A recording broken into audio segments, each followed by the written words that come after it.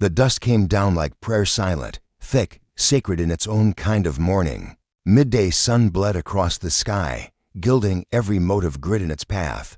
But there was no beauty in it. For the two little girls standing by the split-axle wagon, arms flung wide like scarecrows, barefoot, the hems of their dresses stiff with dirt. Their cheeks were the color of salt-cured leather from too many days in the wind. One of them had a limp slight enough to slow her pace. Not her will. The taller girl cupped her hands to her mouth and shouted toward the lone rider on the ridge, "Mister, please." The man reined in, still as the cottonwood behind him, a dark silhouette outlined against the blazing sky. The wind tugged at his long duster. His horse snorted, muscles tense as if it to sense what he already knew. "Mama can't stand, sir. She's pregnant." The words rolled downhill, carried on dry wind and desperation. The man nudged his horse forward. He did not hurry. Boaz Langley moved with the deliberate steadiness of a man who had learned that the hardest things must be done slowly and done right. His eyes, shadowed beneath a black hat, never left the wagon. As he neared, he saw her crumpled beside the wheel, one palm splayed on the cracked earth, the other twisted in the folds of her skirts. Her hair, once brushed smooth, was now tangled dark with sweat. Her dress, once white as a Sunday hymn, was the gray of cooled ash. He dismounted. His boots crunched on the dry ground. One of the girls tugged his sleeve. "She ain't wakin'. We tried water. She's been hurt since last night." Boaz knelt beside the woman. Dust clung to her lashes, her face sunburned, lips cracked. But it wasn't the heat or suffering that made him flinch. It was recognition. He stared too long. Then, as if entering a place holy, he removed his hat slowly. His voice came raw and low, gnarly. Her eyes fluttered open. Recognition flickered in her gaze, and her mouth tried to form a smile. "Marshall," she rasped, attempting to push herself upright, but her body betrayed her. Boaz caught her gently. He hadn't said her name in 9 years, not since she'd ridden out of town beneath a rain of whispered disgrace, carrying shame that had never belonged to her. He had watched her go from the church steps, jaw clenched, fists tight, too young, too frightened to follow. "I ain't no Marshall no more," he said, lifting her as though she weighed nothing. "And you ain't walkin', Dot."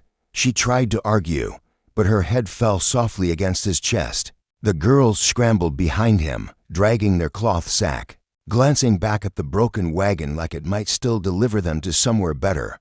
Boaz laid gnarly across his saddle. She murmured something, but the wind carried it away. His eyes dropped to her belly round, trembling with life, then lifted toward the sky as if seeking strength in clouds or stars. The journey home took longer than it should have. The sun burned high. The girls rode behind him, one clutching the saddle horn, the other curled against her sister's side. Dust swirled around them like ghosts of things already lost. At the ranch, he carried Norley again, slower this time, careful of her breath. His cabin stood squat and silent against the prairie. No woman had crossed its threshold since his mother's death. He stepped inside, the air thick with dry cedar, iron pans, and the scent of leather. He laid her gently on his bed, her lips parted. "You still ride the same," she whispered, then closed her eyes. Boaz Langley stood over her, hat pressed to his chest. He looked older than 33. The lines around his eyes weren't carved by sun, but by regret. Outside, the girls lingered near the porch steps, unsure. He fetched water, knelt, and washed their faces. "Where's Sibby and Lark?" he asked. "She's Lark," said the taller one. "Mama says I'm bossy, but I ain't. You hungry?" he asked. They nodded solemnly. Inside, he lit the stove. Every movement was careful, measured. He hadn't made cornbread in years, but his hands remembered.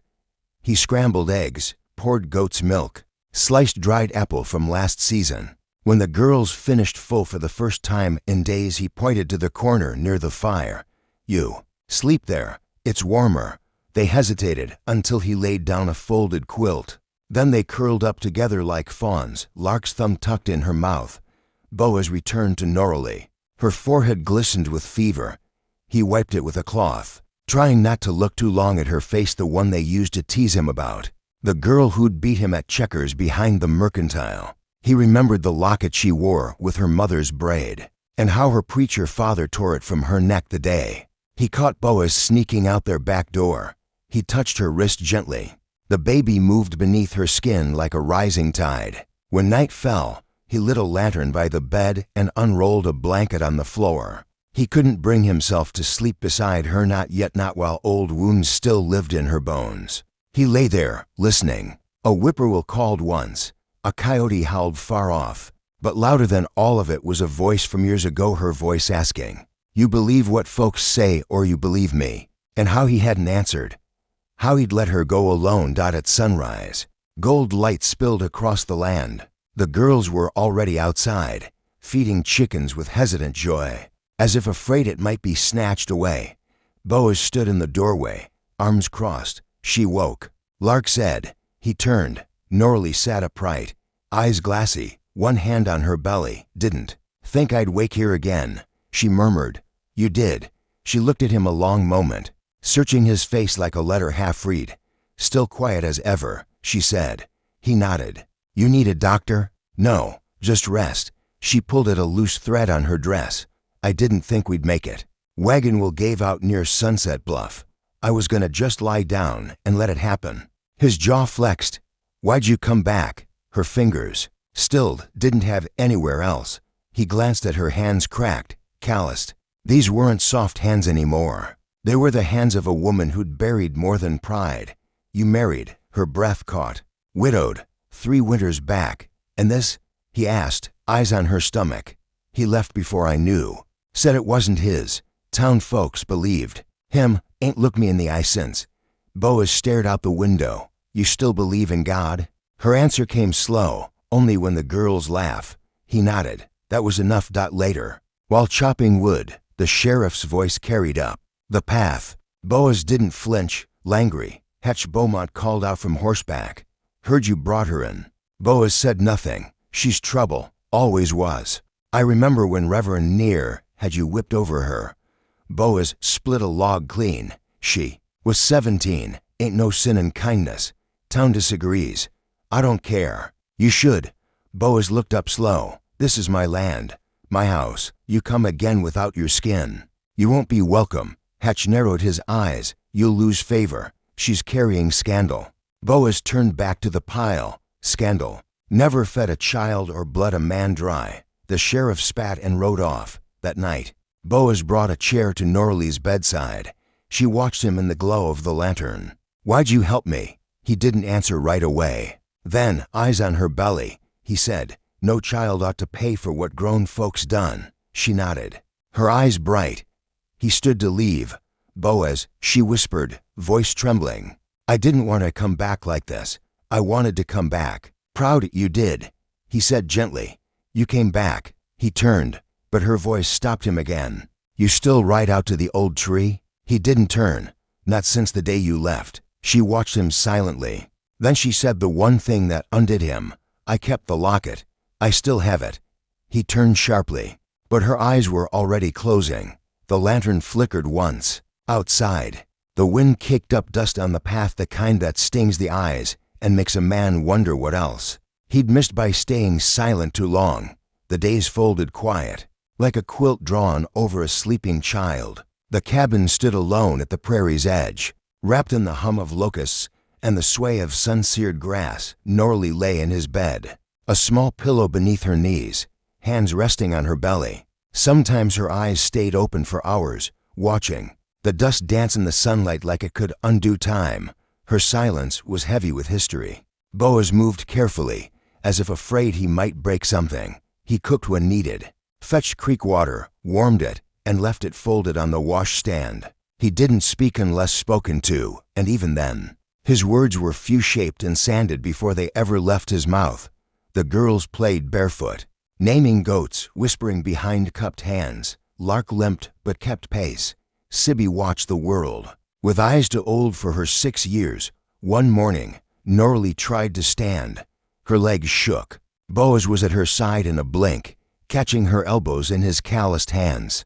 "I can't stay in bed forever," she said, embarrassed. "You can stay as long as you need." Her eyes wandered to the stove, the shelf of jars. This your mother's house? Mine now. You always were alone. You stepped back. Alone's easier, less to lose. She wanted to ask why he hadn't written, why he let the town swallow her whole without a word in her defense. But the moment passed too quick, like summer rain too. Fast, too loud, too late. That afternoon, Boaz saddled his horse. Need anything from town? Flour. She said, eggs, if they'll sell to you. He didn't ask what she meant, just nodded. The road into town was dry and narrow. His horse kicked up dust, a hawk crying overhead. When he entered the mercantile, the room quieted. People didn't look at him. They looked through him, as if the story was already written, and he'd just turned the page to his fall. He bought the flour, ribbon, peppermints, paid in silence. As he stepped outside, he met Widow Maudie Brock. You feedin' that girl? Yes. Ma'am, she's near due. She'll need a midwife. I'll fetch you when it's time. She studied him. Town don't forget. That baby ain't yours, but the whispers'll say it is. I know. You ready for that? I wasn't before. I am now. She nodded once, almost kindly, then let him whisper. Back home, the girls met him at the path. Did you bring anything sweet? Sibby asked. He handed her a tin. Licorice. Don't tell your mama. She grinned like he'd given her. Stars dot inside. Norley knelt at the fire, scrubbing the floor. You shouldn't. I needed to feel useful. You're not broken. She didn't answer, just wrung out the rag and nodded. Boaz, are you angry I came? No, he said, softly. Then, I'm angry you had to. That night, thunder threatened but never fell. Boaz sat on the porch, boots on the steps, no rocking chair. Just space where comfort might have been. You still sit like a statue, came her voice from behind. She stood barefoot in the doorway, moonlight soft on her cheek, belly, hair. Can't sleep, she said. Everything aches. Want me to fetch Maudie? No, just tell me something true. He thought, I never stopped thinking about you. She inhaled sharp. Why didn't you say? I was a boy, a coward. I waited a year, Boaz, I know. When I left, I thought you'd follow. I should have. He stepped close. She whispered, you can touch me. I ain't breaking. He pressed fingers to her wrist, reverent. Her pulse beat fast. Sacred, you believe in second chances? She asked, only when they knock on my door. She smiled small. Sunrise dashed soft dot then a cry. Sibby. They rushed inside. The child trembled, hair slick with sweat. Dreamed mama got took again, she sobbed. Norley held her close. I'm right here, baby, not going nowhere. Boaz backed out quietly. By morning, the wind had changed. Asterisk as they returned to the horse, Widow Maudie stepped into their path. She wore her apron and a look that promised no good. You bringing them into town now? She asked. Her tone sharp. Boaz replied evenly. They needed air. Maudie's eyes drifted to the girls. She studied them with a quiet kind of ache. She'd helped raise them. That much was true. I did, she said aloud, almost as if confessing. Then, with a sigh weighted by regret, she added, I was wrong to stay silent when they turned her out. I should have said something. Boaz met her eyes. You're saying it now. That counts. Without another word, Maudie reached into her pocket and pulled out two hard candies. One for each girl. Their eyes lit up, and they beamed like sunlight. Breaking through morning fog. Back at the ranch, Nora sat against the barn wall, her dress clinging damp with sweat. She had tried to carry a basket of eggs from the coop, but one slipped, shattering midway. The shells lay cracked in the grass like broken prayers. Boaz found her, their face pale, breath shallow. You walked too far, he said gently, lifting her with care. I needed to feel like a woman again, she whispered, not just a cause. He looked at her with quiet resolve. You're both. He laid her down and pulled a quilt over her. She reached for his wrist. I heard the hymn today, she murmured. The same one they played the night I left. He said nothing. I still remember the preacher's voice. She continued. He said I was a warning, a path not to follow. Boaz sat on the edge of the bed, his voice low and certain. He was wrong. You were just a girl with a heart to open. She blinked up at him, slowly, her gaze full and searching. You believe that? He nodded. I see it every day. The next morning, Something new waited on the porch, a bundle wrapped in cloth and tied with twine. Inside, a loaf of bread, a bar of handmade soap, and a note curled in a tight scroll. "I'm sorry I didn't speak up. I hope you can forgive me." Nora read it 3 times, her hands trembling slightly. Then she folded the note with delicate care and slid it between the pages of the Bible. She hadn't opened in years. Later that day, Mrs. Mertens rode past on horseback. She didn't stop, but she slowed just enough for Nora to notice the woman's eyes downcast, uncertain, and that was something. Judgment didn't always come wrapped in shouts or brimstone. Sometimes it arrived quiet as dust on the store counter, or in the way a man's eyes avoided hers at church. Sometimes it looked like nothing at all, but settled heavy in the chest. Boaz began to notice her shoulders curling inward again. How she stared too long at the empty side of the dinner table. "You need to get out," he said. She looked up, wary. "To town? No, somewhere quieter." He packed a basket and took her to the stream, where cottonwoods leaned in like old friends. The girls ran ahead, barefoot and laughing, their joy unbothered. Above them, the sky stretched endless and blue. They sat in the cool shade. Her belly was round and restless. "I used to dream of this," she said softly. "A quiet life. Babies. A man who didn't raise his voice to be heard." Boaz picked a blade of grass, twisting it between his fingers. "You always talked about peace like it was a place, not something you build." She gave a faint smile. "Maybe I'm trying to build it now." They sat in the hush, letting silence be the language between them. Then a voice rang from the water's edge. "Larks, Mama. There's a fish in the sky." Boaz looked up. A hawk circled high, wings wide and still. "That's no fish, darling," he chuckled. "That's a hunter." The girls giggled. Nora leaned her head on Boaz's shoulder. "They don't know the town hates us," she whispered. "Then let's keep it that way," he said. But she knew it would come, the reckoning. Even in peace, the past found its way back. That night, the girls slept in the corner. Cheeks sticky with peach juice, Nora stood at the window, candle in hand, its flame soft and flickering. Boaz entered, drying his hands on a cloth. "They asked me today," he said, "why we don't go to church." She turned to him. "What did you tell them?" "I said church is where love should live. If it don't, then it ain't the house for us." She watched him a long moment, then quietly, "Do you love me, Boaz?" He swallowed, eyes dropping. "I'm learning to again." She nodded. It was more than she expected, maybe more than she deserved. The next morning, she found mud on the porch, boot prints that hadn't stepped inside, and beside the door, carved deep with a nail, one word, "Harlot." Nora stood frozen, one hand resting on her swollen belly, the other clenched in her NIGHTGOWN. Boaz came out moments later, saw it, read it. He didn't shout or curse. He fetched the hatchet, cut the plank free, and threw it into the fire. Then he shaped a new board with his own hands, painted it white, and carved into it 3 names, Sibby, Lark, and Baby. Beneath it, "This porch is ours." That night, Nora sat in the rocking chair like she'd been born to it. Boaz joined her after. The sun dipped low. She said nothing at first. Then, "It'll get worse before it gets better." He looked toward the horizon, the shape of the town looming far off, and said nothing. The summer heat rolled in thick and steady, pressing the land flat. Dust lay heavy. Grass curled in on itself. In the cabin, time stretched long and slow. The girls napped through the worst of it, limbs sprawled, skin damp. Nora sat on the porch edge, hand cradling her belly, brushing sweat from her brow. Boaz was near, repairing the barn door, hammer tapping like a slow heartbeat. She watched him, how careful he moved, as if afraid his strength might break the world. And maybe it had once. "I'd like a rocking chair," she said.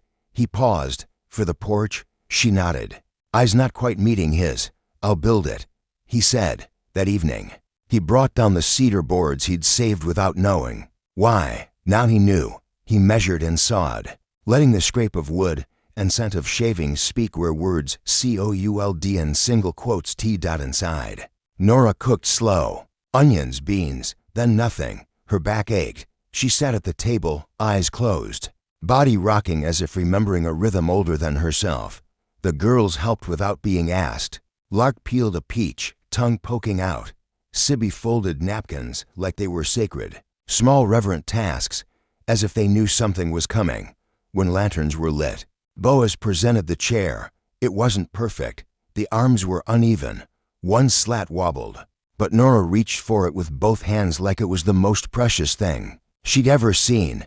"I'll finish it proper tomorrow," he said. "It's finished enough," she whispered, lowering herself. She rocked once, then again.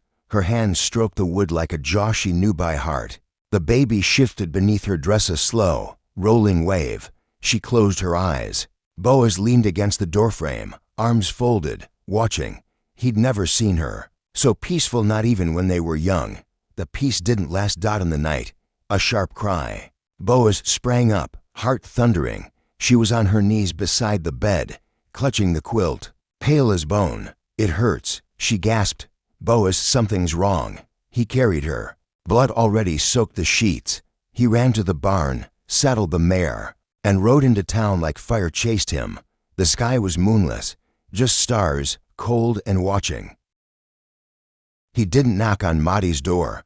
He pounded. She answered, eyes wide. "How far?" "Close." "It ain't right. She's early. There's blood."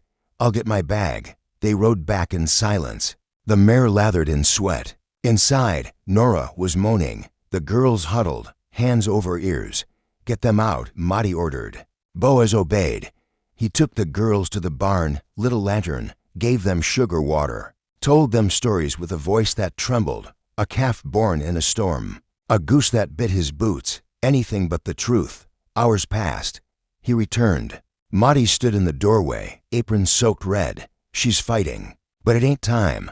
Baby wants out anyway. She's asking for you," she added. Boaz sat beside her. Nora's eyes fluttered open. "I'm scared," she whispered. "So am I. I didn't want to die in front of you. You won't. If I do, raise them kind. Don't let them feel ashamed. And don't let anyone call this baby a mistake." His throat closed. "You'll raise them." "I will," she cried. Then quiet tears slid into her hair. Maddie returned. "Time." Boaz held her. She leaned into him, screaming through pain. Blood, breath, sweat, screams, then silence, then a cry. Thin, trembling, but alive. "A boy," Maddie said. Nora stared at him like he was holy.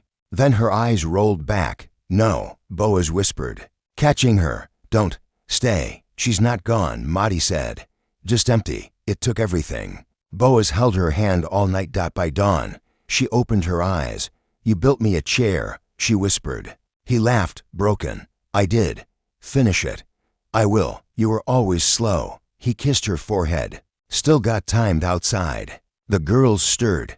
Light spilled in. Maddie handed him the baby. "He needs a name," she said. Nora looked to Boaz. "You choose."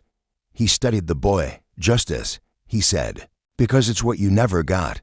Later, Boaz stepped onto the porch. The chair rocked gently in the wind, empty. Then a rider approached. Sheriff Hatch. Boaz descended the steps, hand on his belt, not for the gun, but the hammer from yesterday. Nora's voice came soft from behind. "Let him come." The sky broke open. Thunder rolled. Hatch rode slow, stiff-backed. "Council met," he called. "They're talking about removing you. Immoral conduct. Child out of wedlock." Boaz said nothing. "You gave up the badge for her. Now they say you live in sin." Protected by silence. "Came to gossip or finish what you started 10 years ago?" Boaz asked. "I came to offer a deal. Send her away. You keep the land. Your name." Quietly, lightning cracked. Boaz's eyes glinted. "You'd have me turn out a woman who nearly died giving life. Cast out by your church for what someone else did. I'm telling you how to survive. I didn't live this long. To crawl now." Rain spit across his shoulders. Nora stood behind him, barefoot, pale, proud. "Sheriff," she said, her voice steady. Hatch faltered. "I carried this child through shame and blood. You won't dig it up. You don't speak for the town. I speak for myself now. That's enough." Boaz joined her. The girls behind them, quiet and watching. "I should arrest you," Hatch muttered. "Weak. For what?" Boaz asked. "Grace." Rain came hard. Hatch turned and rode into the storm. Inside, Nora trembled. "That took more than the labor. You were brave. I was tired of being anything else." The town bell rang faint in the distance, then twisted, off tune. A lightning strike had torn it loose.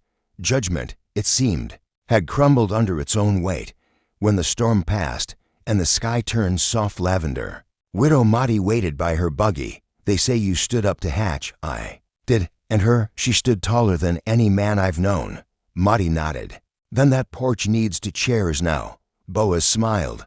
I'll get to work. That evening, he carried a second chair outside, simple pine and cedar.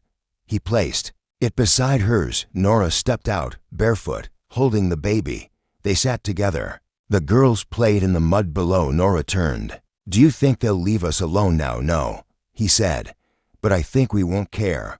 A long silence. Then I want to name him after you. Boaz shook his head. Don't burden him with my sins. You're not a sin, she whispered. You're the reason I'm still breathing. She placed the baby in his arms. He needs a name. Boaz looked at the boy, at the tiny hand grasping nothing, the innocence untouched.